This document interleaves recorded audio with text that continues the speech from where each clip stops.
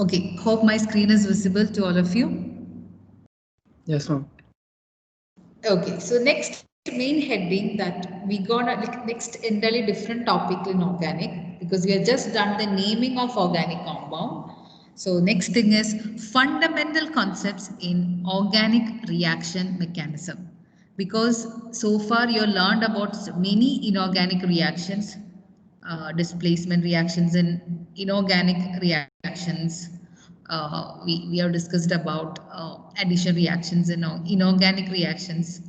So how these kind of reactions or different types of reactions happens in organic and how the bonds are breaking, different types of bond breaking process and how the reactions are forming like what you can say, intermediate compounds or what are the intermediate ions or fragments forms during the organic reaction. All these things we gonna discuss under this. Okay. So the main heading is like fundamental concepts in organic reaction mechanism, in which we gonna discuss about fission of a covalent bond. Fission of a covalent bond, that means fission means breaking down of a covalent bond, because we know that in organic chemistry the bonds are covalent bond, the bonds formed between the carbons or between the carbon and hydrogen or between the carbon and oxygen, the different types of organic compounds, you can see all of them are formed by covalent compound bonds that has been formed by the sharing of electrons. That is what a covalent bond is. So we know that in any chemical reaction, bonds need to be broken down first, and then there will be new bond formation which lead to the formation of products. So first some bonds are breaking, then new bonds are forming to form the product. This is the general thing happen in any of the reaction, whether organic or inorganic, any category. This is what's happening. Like there will be bond breaking and new bond formation. Similarly in organic reactions also, first thing what happens is like bond breaking, as the bonds in organic compounds are only covalent bonds.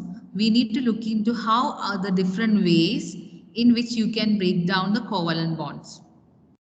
So covalent bond can get cleaved either by heterolytic cleavage or by homolytic cleavage. So from the word itself, from the name itself, you are getting some idea about how the cleavage happens. So we know that, say generally I am just writing A and B, which formed by sharing of electron between A and B. That is, one electron is put forward by A and one electron is contributed by B, and when they share one electron each, they form single covalent bond. This is what a covalent bond is, right? By the sharing of electron. But when you are breaking down the covalent bond, there are two different ways possible. The cleavage is possible. The first one is heterolytic. From the word itself, it's clear. Hetero means differently. That means when you break this covalent bond, the shared pair of electron will go with one of the atom or one of the fragment. So what happens is like the species or the part of the compound which get this shared pair of electron will have a negative charge, and the other fragment will have a positive charge. So heterolytic cleavage means the shared pair of electron in a covalent bond will go along with one of the fragment or one of the species in the covalent bond. So A and B is making the bond mean the shared pair of electrons, say example, can go to A. So A will get a negative charge and B will get a positive charge. So heterolytic cleavage are lead to the polar reactions because they are lead to the formation of positive and negative ions, or you can say polar reactions mean relate to the formation of positive and negative ions. That is why these reactions are known as polar reactions. And in the other way, if you look into a covalent bond in organic compound, AB, take the same way like a shared pair of electron between A and B. The other way of bond cleavage is that these electrons will be equally, homo mean in the similar way, homo means same or the similar way, it will be given back to the elements which lead to the formation of species or the fragment with one free electron.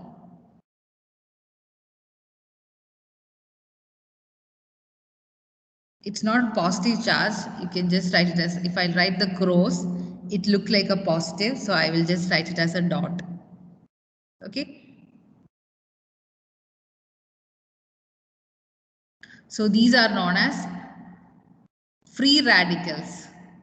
So homolytic cleavage lead to the formation of free radical, and heterolytic cleavage lead to the formation of ions, or such reactions lead to polar reactions. So this is how you can classify the cleavage of covalent bond in organic compound: heterolytic cleavage and homolytic cleavage. Am I clear?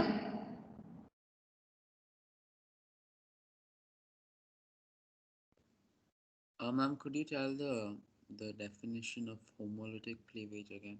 It's coming in detail in the next slide. That is, here I'm just showing the difference. You may not need to write this also, because in the next slide the actual definition with the examples are coming. Here I was just showing the difference from the word hetero and homo cleavage. Cleavage is breaking down. Hetero mean differently. Shared pair of electron goes with one of the atom. Homolytic cleavage mean equally the shared pair of electrons has been distributed back to the certain elements or the fragments. So if you want to look in the definition, let's look into the heterolytic cleavage first. So these kind of reactions are lead to the ionic or heteropolar or just polar reactions. So organic reactions where heterolytic cleavage happens is also known as ionic reactions, or polar reactions, or heteropolar reaction. These are the different names to describe reactions involving heterolytic cleavage. So what happens in heterolytic cleavage is that the bonds breaks in such a way that, or in such a fashion that, the shared pair of electron remains with one of the fragment. So if you look into the organic real example, a compound CH3Br. What is the name of this compound? CH3Br. IUPAC name. How you will name this compound? CH3Br. Bromomethane. Bromomethane, very good. Bromomethane, okay. So we can see when CH3Br, this bond between carbon and bromine, which is a covalent bond, when it undergo cleavage, we know that bromine is being more electronegative. They take the shared pair of electron. So what happens, like bromine is getting a negative charge and carbon is getting the positive charge. Right? So this is what known as heterolytic cleavage, where the bond breaks in such a way that shared pair of electron remains with one of the fragment, and that fragment will have a negative charge. The one which does not get the shared pair of electron will have a positive charge.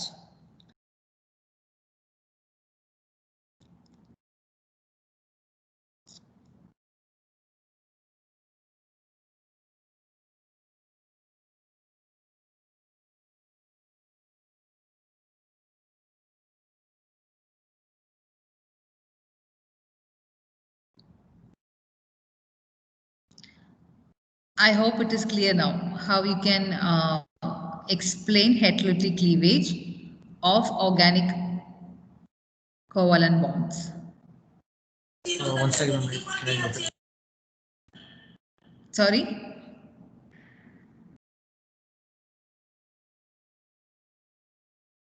No, can I write it down? 1 second.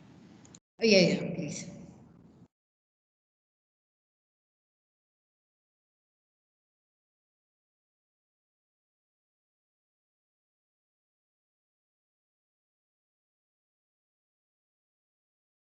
Next thing what I want to discuss in heterotic cleavage is that I want to introduce two different terms to you which is associated with the heterotic cleavage.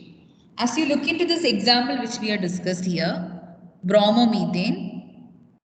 If you look into this example, you can see CH3 molecule or CH3 fragment with a positive charge.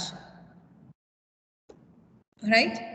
That means a carbon is having a positive charge. But we know that normally when in organic reaction, we used to see positive charge coming along with the metals like sodium, potassium, copper, magnesium. All these were used to have a positive charge. Carbon with a positive charge we don't see, right, in an inorganic reaction. So after the heterotic cleavage, if you are leading to the formation of a positive charge, and if that positive charge is on a carbon fragment, then it is known as carbocation. It's actually nothing like what, nothing but it is a positive ion. Positive ions are known as cation and negative ions are known as anion. This is the general naming, like terminologies for positive and negative ion. We call it as positive ions are cations and negative ions are anion. That is the name, normal thing. But if you are having a positive ion where the positive charge is on carbon atom, then we call it as carbocation. Am I clear? This is regardless if that cation, if the ion has a carbon element in it, right? Carbon should have positive charge. That means the fragment formed after the heterotic cleavage is a carbon containing fragment and that positive charge is on carbon atom, mean it is called carbocation. Okay, ma'am. But then what about carbon anion? Carbanion mean that is not there in this example. Here the negative charge is on bromine. So we can't call it as carbanion. Okay, That's why I didn't highlight this part because in this example it lead to the formation of carbocation. So in all the example you will not get a carbocation and carboanion. Maybe in one example, like one case, you will get either carbocation. So carbanion mean like you have something like CH2 minus. These kind of species or fragments may formed by the heterotic cleavage where carbon possesses a negative charge. That is what known as carbanion. Okay, ma'am. So, because Br being negative is not a new thing to us because we already know halides, all the halides, they have got a negative one charge. So, this is not important for us. What is important in heterotic cleavage is formation of the positive and negative carbon fragments. So, maybe in one heterotic cleavage, you will get only carbocation. You won't get carbocation and carbocation anion at a time. Maybe in one breaking like cleavage, you are in this example you are getting only carbocation and negative species is a bromide. That is okay. We are not focusing on this because that's a normal thing. So what is important, unlike in inorganic reaction, in organic cleavage, you are getting carbon with positive charge. That is what we call the carbocation. And if in other examples, which you will discuss in the coming slides, where carbon gets a negative charge, we call it as carbanion. So that is what the major difference between the breaking down of covalent bonds in inorganic compounds and organic compounds. In organic compounds, you are forming or you are getting carbon chains or carbon fragments with positive or negative charges. So we call it as carbocations and carbanions respectively. So the terminology is very easy because normally cations are positive and anions are negative. Carbocation means carbon fragments formed after the heterolytic cleavage with the positive charge. And carbanions mean carbon fragment with the negative charge. And you can see it is written in the example also. The positive charge has been returned on the carbon atom. The positive charge is not written on hydrogen because we know that hydrogen can be a positive ion. But here in this example, the positive charge is written above the carbon. That means the positive charge of the carbon is positive. That is why we call it as carbocation. And similarly, when we write carbanion, we write the negative charge above the carbon. So this is carbanion.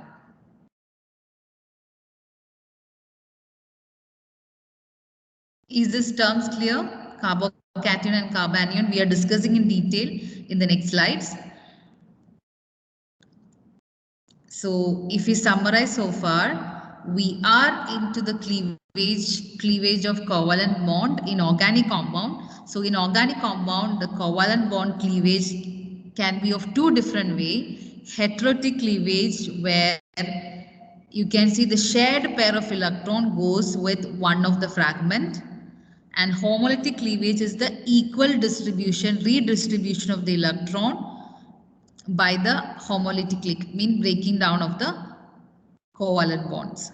So we started with heterotic cleavage in detail, and it is lead to the always a polar reaction or ionic reaction because after the heterotic cleavage, the substances or the species what you get are positive and negative ions.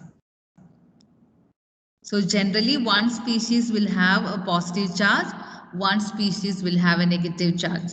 If the species is a carbon fragment and if that carbon fragment has a positive charge, we call it as carbocation. And if the carbon fragment is negative, then we call it as carbanion. I hope till here it's clear.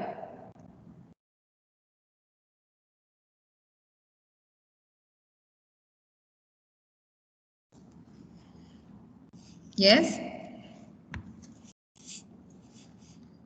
Yes, ma'am. So now let's look into the carbocations in detail. Carbocations can be classified into three different categories, that is primary, secondary and tertiary. So these are the classification for carbocation and their diagrams are given over here. So before moving into their detail, let me tell you that R is a general representation for alkyl group. R is the general representation for alkyl group. What do you mean by an alkyl group? What is an alkyl group mean? Because now onwards, in all the reactions, organic compounds representation, you will see the usage of the capital letter R, which means or which symbolizes an presence of an alkyl group. So what do you mean by this alkyl group?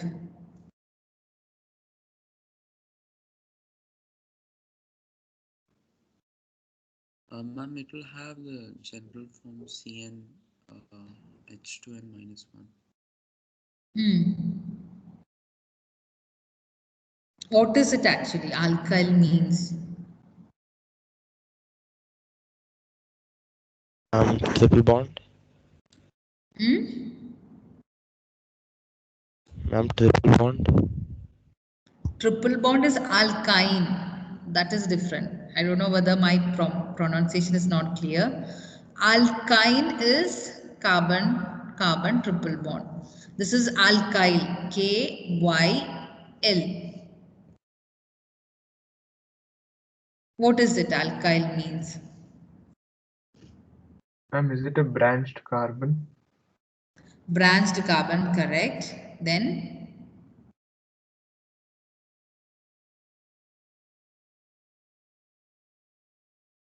what is the other things you know about alkyl group? This has been taught in the very first class of organic. Ma'am, it's like when an alkene loses a hydrogen, so all the carbons will have one single bond. They won't have double or triple bonds for alkyl groups. Okay. Anybody else want to pitch in and comment on this?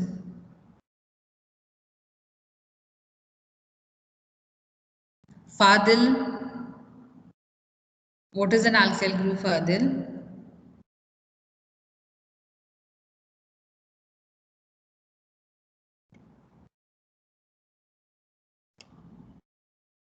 Fadil, are you there?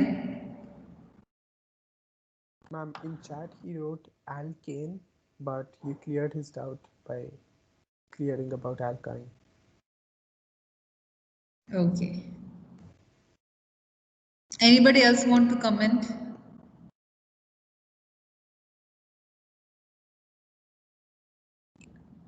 The points being shared about alkyl is somewhat correct, but when you are defining it correctly, nobody will ask you to define alkyl, but this is a very important thing you need to understand. Okay, alkyl mean when alkanes, that is the single bonded carbon, or you can say the saturated hydrocarbons are alkanes.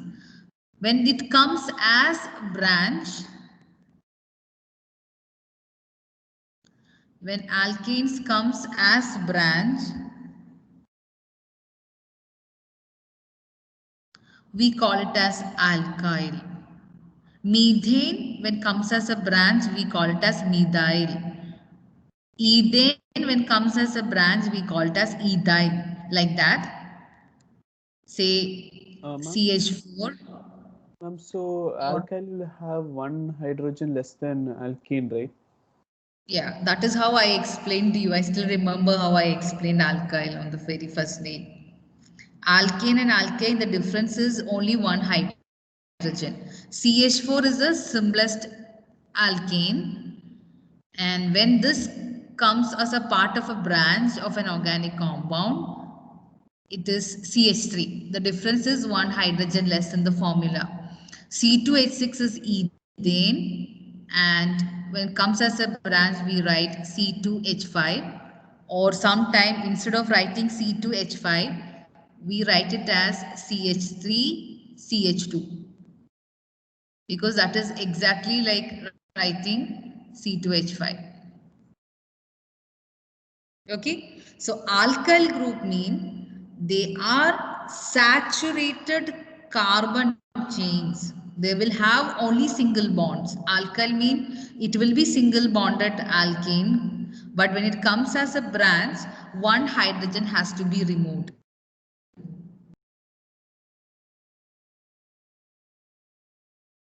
So now onwards, this capital letter R indicates a carbon chain. Simply alkyl means single bonded or saturated carbon chains or carbon branches. And the formula of alkyl will be always one hydrogen less than the formula of a corresponding alkanes. So if you want to write what is the formula of propyl, how can you write the formula of propyl? Propyl group.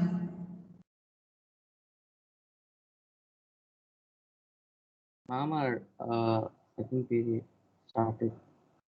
Ma'am, our second period started. Okay, sorry. Because now it's only 35 minutes, right? Yeah. It's supposed to be now. One more minute is there, 9 to 9:35, right? One more minute is there to start lesson. I think the bell will go now. Okay. Anyway, I will wind up now by concluding this propyl thing. So how can you get the formula for propyl?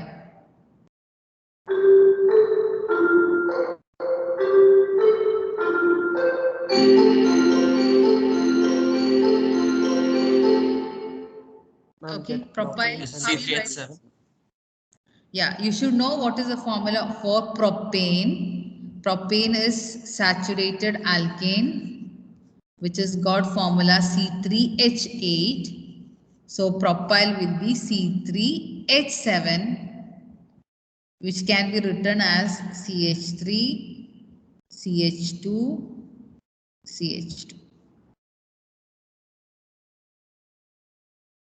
Okay, so we'll continue. I think we have got sixth period, so we'll continue in the sixth period.